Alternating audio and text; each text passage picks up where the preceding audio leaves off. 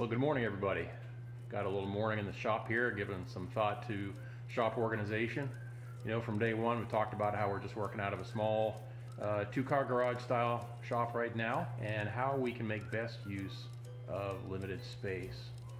One of the challenges in having a working workshop isn't just a place to put tools and to work, but also material storage.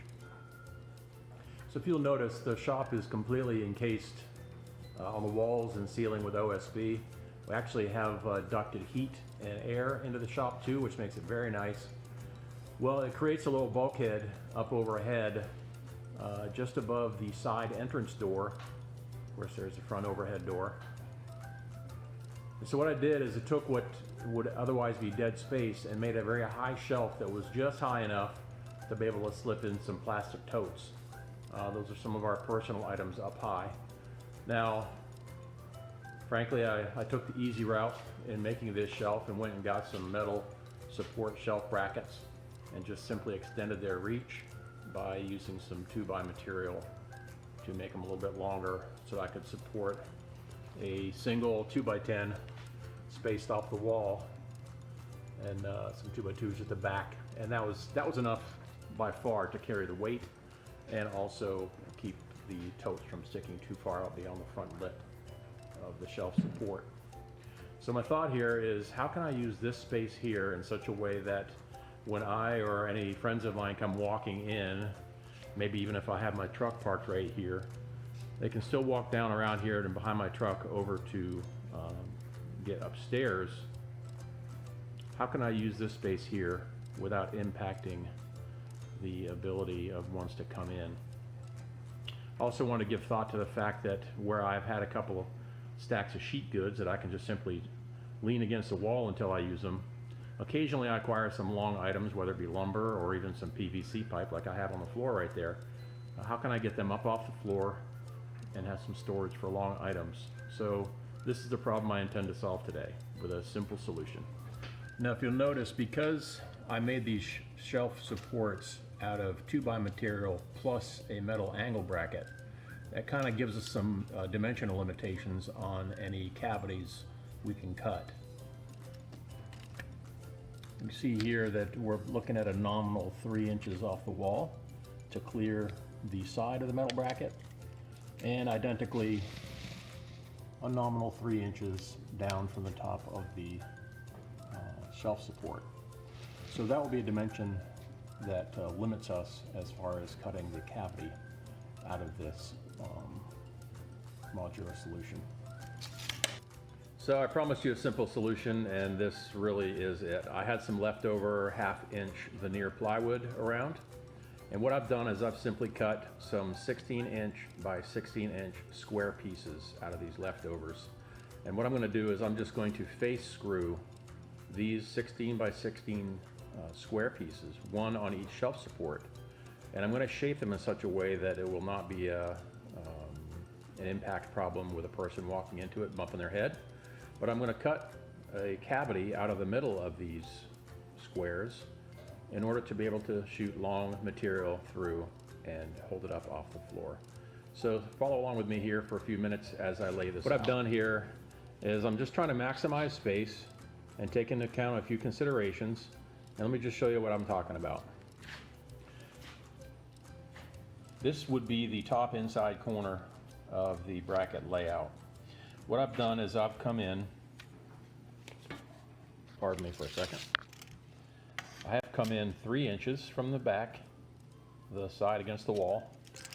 I've come down 3 inches from the top, which would be on the underside of the shelf bracket. And that's my first intersection point, okay?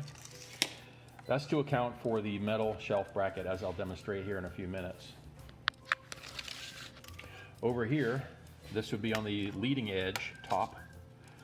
I simply came down 2 inches to allow a gradual taper because there's plenty of strength, and it just simply takes more wood out of the cavity here in the future. Okay, same with down here. This would be the bottom against the wall, will be a nominal 2 inches width here.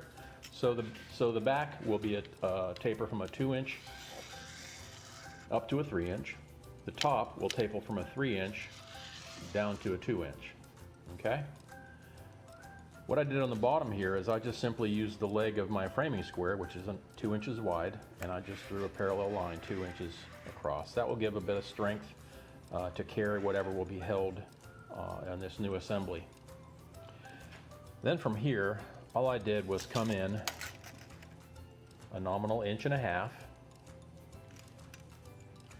and let that determine my taper from here to nothing, and then use the leg of my framing square to again make a line 2 inches parallel in here.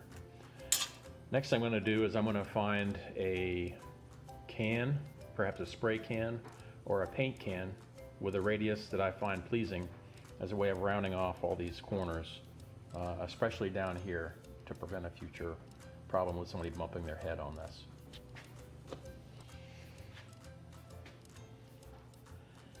Okay, so I've looked around the shop, and partially in an effort to be quick, but also to demonstrate the fact that much of what we do is something that can be replicated using very simple means. Of course, you could get out, compasses and French curves and all these things that people use for layouts, and those are all result in beautiful things. But you know what? I've decided to use the plain old, simple plastic cup. Come back with me in a minute and I will show you the radii that I've created using this cup. Okay, so here's the finished result, and I'll show you what I did. The cup has 2 different dimension diameter circles. We have the top of the cup and the bottom of the cup. What I decided was on this top, bottom, and bottom front that I would use the smaller radius of the bottom of the cup. Now up here, because this was the most visually acute angle, I decided to soften that a bit by using the top of the cup for a radius. And I believe that by stepping back and looking at it, that gives the most pleasing result. Now we'll set up to cut. Okay, so what we're going to do now is we're going to cut a hole in the center just as a place to drop into our scroll saw to cut the inside cavity out of these shelf supports. Notice too how we're going to use a sacrificial board underneath the material so that we don't damage our table any more than we need to, and then that way we'll be able to reduce tear out on the underside of the hole as well. We're not going to get too close to our layout lines. This is just a hole to get the blade in the middle of the material. We'll use the scroll saw to cut up to the line on the layouts that we've done earlier.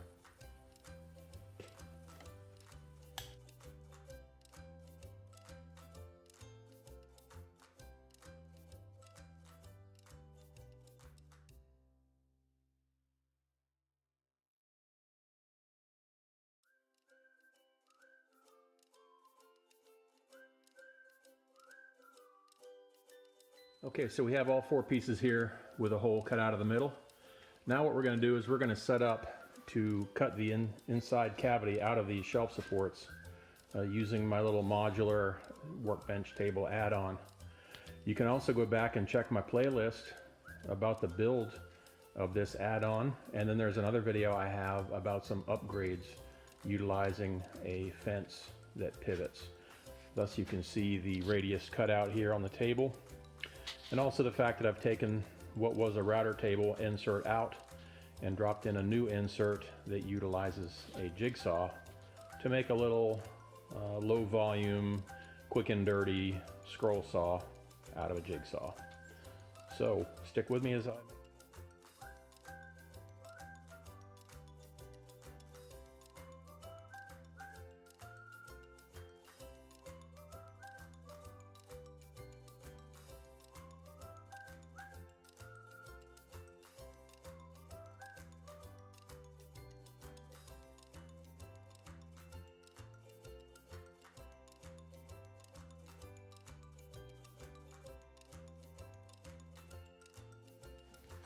Okay, so I took this one that I'm using as a template and I just put it on the floor here just for some better contrast for the sake of filming.